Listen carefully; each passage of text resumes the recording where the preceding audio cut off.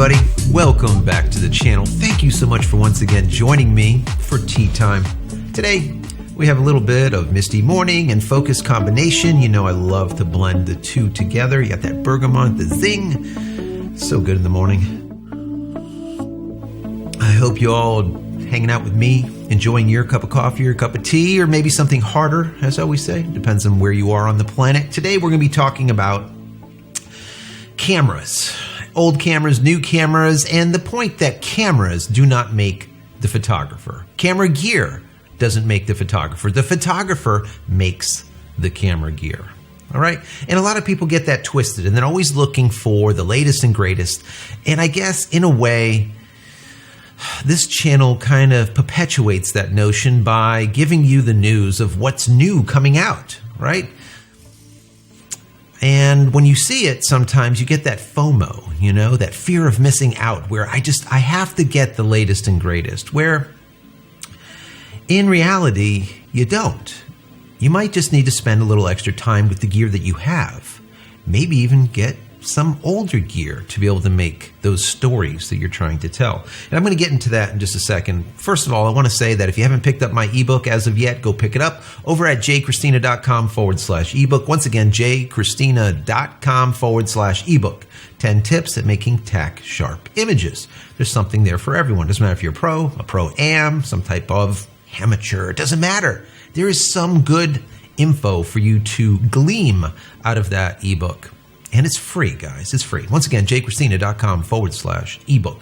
So, I want to just tell you my story a little bit and give you some, I guess, let's call them tips and tricks on how to make a really good photograph. I'm going to focus on black and white today. And as we go through this process, you're going to see why I'm focusing on black and white. Not because I'm an old guy, but just because there's something about black and white that you really don't get from color. And I'm going to get into that. Let me just say that by the end of this video, I'm going to show you two of my absolute favorite photographs that I've ever taken. I'm going to show them to you by the end of this video. And they're probably not going to be what you think that they are. Remember, I'm a professional photographer, I'm a DP, I've been doing this for decades, and I've taken well in excess of 1 million photos. Actually, we're getting close to 1.5 million now. And I have them all on a RAID server that we have in studio as well as offsite. So it's a lot of photographs. And these two are probably my best or my favorites. And you'll see why. Now, let me start out by saying, a lot of people think that the gear that they have relates to the quality of the photos that they can make. And that is so far from being truth.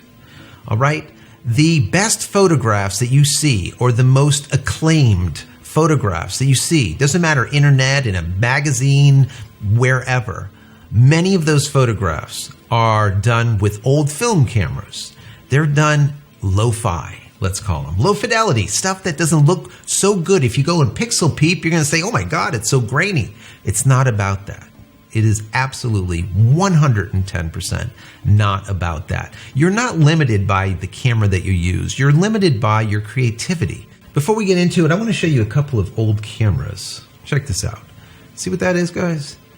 That's a Kodak Brownie. Is that not the neatest thing? Right? Look how old that is. Okay, a little box, that's all it was. Take a little snap. And we have something that looks like this. Zeiss, look at this. The bellows is still good on this. This actually works. I've taken some photographs with this. And this works 110%. Absolutely awesome. Here we have the Minolta, the SRT 102. This is a camera that I actually still use for doing some of my fine artwork. Look at that, nice little leather half case there. Absolutely beautiful. Still in tip-top condition, as we would expect. As photographers, we take care of our gear.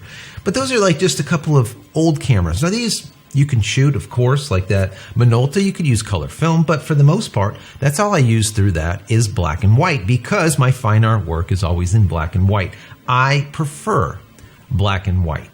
So some people will say, well, why in the heck do you want to talk about black and white in 2021? What the hell's wrong with this guy?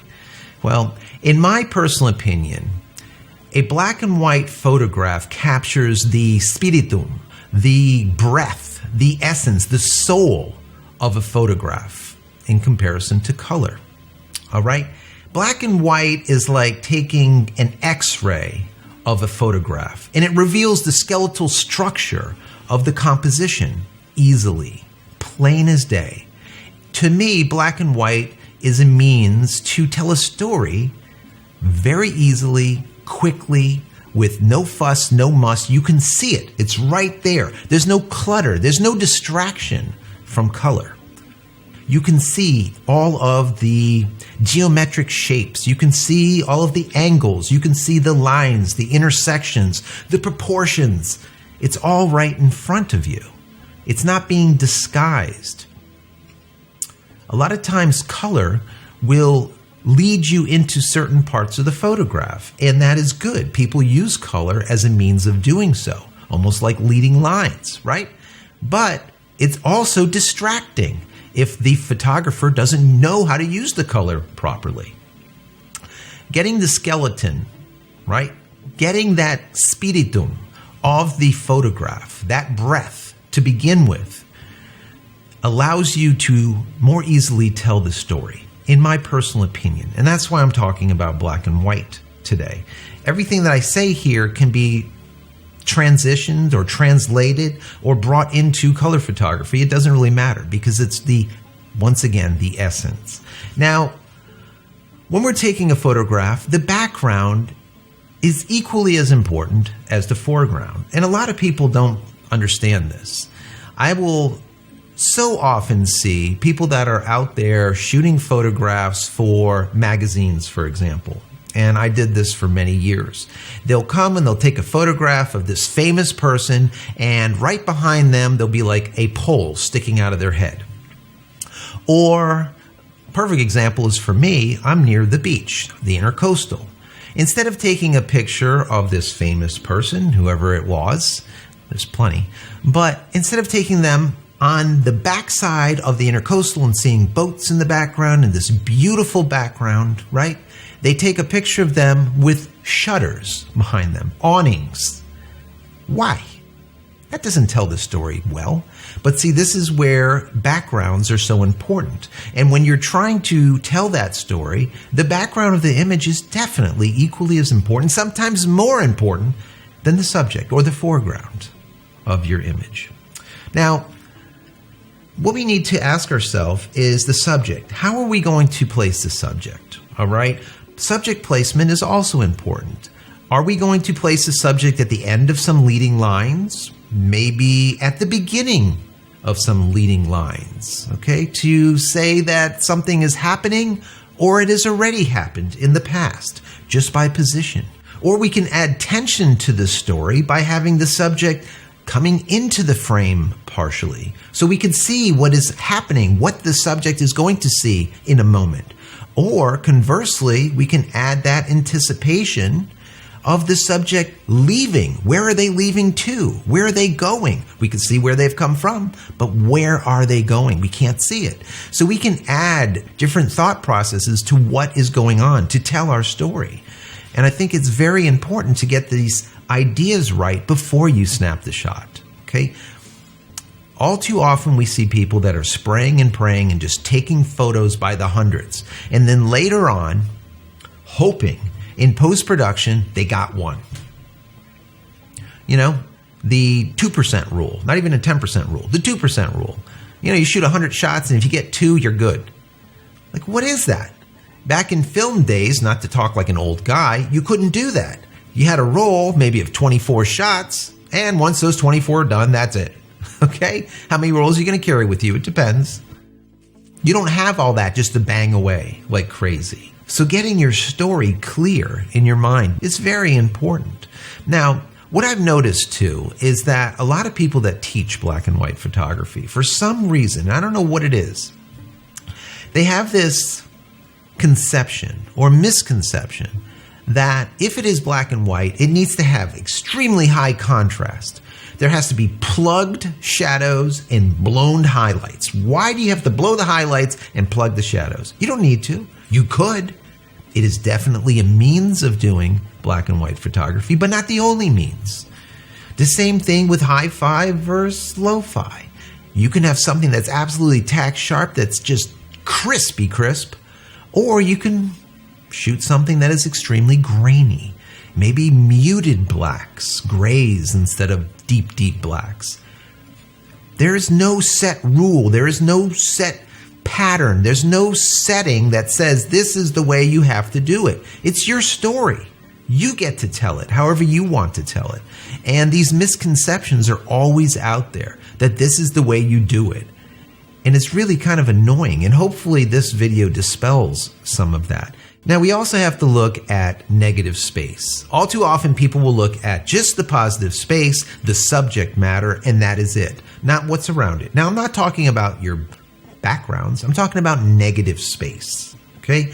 Sometimes a subject does well to encapsulate the entire frame because that is what you're trying to do. Tell the story with the subject, maybe their facial expression or whatever it is. Other times, the subject might be tiny in the frame, very, very small, but still, it is the subject. You might have leading lines going to that subject, walking down a path, or whatever it might be. All right? So negative space is mission critical, as well as the subject or your positive space. So take that into consideration also. And with black and white, it's very easy to do so, right? You can see it. It's very apparent, all right? Unlike color sometimes. Now, when taking a photograph, what a lot of people don't do, and it goes back to the spray and pray thing, is just simply relax, all right? Get the idea together in your mind and then take the time to tell that story with that single frame. That is the difference between a photographer and a videographer. A videographer has the ability to tell a story over time, right? With hundreds, thousands, tens of thousands, hundreds of thousands of frames. Whereas a photographer has to tell that story with one frame. To me, it's a little bit more difficult. The timing has to be dead on, and the vision has to be clear, very clear. So once you have that story in your mind's eye, you can very easily capture it. Obviously, you need to know your gear, because all too often, people want to capture these amazing images, but they don't understand the gear. They don't know how to get there. They know what they want. They can see the vision in their mind, but they don't know how to make the mechanics of the camera do what they want it to do. Aperture, shutter speed, ISO. If you're working with film instead of ISO, of course, choosing the proper film speed, the grain density, the size of the grain. All of this needs to be taken into account to create that story. Right? So you need to know your gear. It is much more valuable for you to take a course on shooting a photograph using the Trinity, your aperture, your shutter speed, your ISO to your advantage. How do you want the image to look? All of them work together in harmony. It's like a dance between the three. And knowing how one affects the other is mission critical to be able to get the image that you want. Just because you can see it, that doesn't mean that you can create it. Know your gear. Like I said, it is much more valuable to take a course than to buy a new piece of gear, because you can very easily use an old camera like this one and pull out photographs that will be treasured for not only your lifetime, but for many generations to come. And I'm going to show you a couple of my favorites in just a second. But anyways, once you get to this point, that's all you need to do is nail it. Get it in the camera, and then later on, you can look at it and see where you got it right and where you didn't. And once again, black and white will show it. Now, if you've never shot black and white in the past, I want you to try this, okay? When you're done watching this video, take one of your photographs. I don't care what it is. Maybe your favorite photograph, whatever. Take it. Convert it to black and white in your favorite editor, okay? Then push back, step back, and look at the composition. Look at your favorite photograph. I guarantee you that black and white conversion will very easily show to you the spiritum, once again, the breath, the essence, the soul of that photograph. And at that time, when you look at it, you will know, is that truly your favorite photograph? Or maybe it's not your favorite, it's another photograph, but now you can see the skeletal structure of it. And you will very easily see where there's problems. Things that you like, things that you don't, shapes, different high contrast, low contrast areas, how things play together, positionings, okay, leading lines, where the subject is, how it overall is built. Once again, the structure, the skeletal structure of the image. Do you like it? Do you not? What I would like to do is, if you have not went over to our creative community as of yet, our creative Discord server, okay, go over to community.JCristina.com. Take a moment, community.JCristina.com. We have an area on that board, on that Discord, okay, that is called The Wall. Post your photographs, especially if you have black and white photographs. Post them, upload them, and talk about them. Tell us what you like about them. Ask for our opinion on them. I would love to have this discussion because I think that it is very powerful. I think that this subject is evergreen. It doesn't matter if you're watching me now in 2021 or if you're watching me in 2041. This subject will be evergreen. This is something that we can always use now, later, in the past, in the future. This has always been the basis for creating photographs, for creating stories. And I want to see your stories. I want to see what you have captured. And like I said, if you have that favorite photograph or some that you just shot, convert them to black and white and post them. Let's talk about them. Let's look at them. Let's analyze them. All right? This is a no troll zone. You're not going to get people that are flaming you or giving you a hard time about something. Constructive criticism is always wanted. And you'll see a lot of that. You'll see praise, but also constructive criticism, and that's what makes us great. Once again, go over to community.JCristina.com. Join our creative Discord server. It is free, and then head into The Wall and post those photographs. Okay, post them. Let's talk about them. And maybe I'll do like a giveaway or something. Whoever gets the most likes on a picture or something, I'll do a giveaway. I'll send them like all of my stuff. I don't know, something like that. So I told you I was going to show you a couple of my photographs, and I'm going to do that. Now, let me first say, this photograph that I'm going to show you here was shot with my Minolta SRT 102. Now, of course, I have 1Ds. I have about 12 different cameras. But this is what it was shot with, film. And I did this because I wanted it to have this everlasting type of feel to it. Well, this is one of the photographs. Can we see that? I'm going to try to eliminate as much glare as possible. Can I do it? No, I can't. It's horrible, horrible. Anyways, can you see that? So, this is all about the subject. This was my son when he was little and now past his little puppy. So I absolutely love this photograph. Is it hi-fi? No, not really. It's shot with this camera, the old film camera with black and white film, high grain, okay? But it's all about the subject. It's all about the subject. That's the first one. My other one here that I absolutely love, there's many others, but once again, this is of my son. But look what's going on, right? Once again, this is his favorite pet, and he was hanging out with him. But look at that. It's all about the subject and telling the story. It's telling a nice story that will last a lifetime. And I know that in 10 years from now, if I look at those photographs, I will absolutely love them then. And in 50 years from now, when I am dead and buried, maybe my daughter or my son that is in the photograph will look at these and be like, wow, that's amazing. And these were not pictures that were taken with an iPhone. These are pictures that were taken with a camera from like circa 1974. So once again, it is not the gear. It is not the camera. It's the photographer. Coming around robin. The photographer makes the gear. The gear doesn't make the photographer.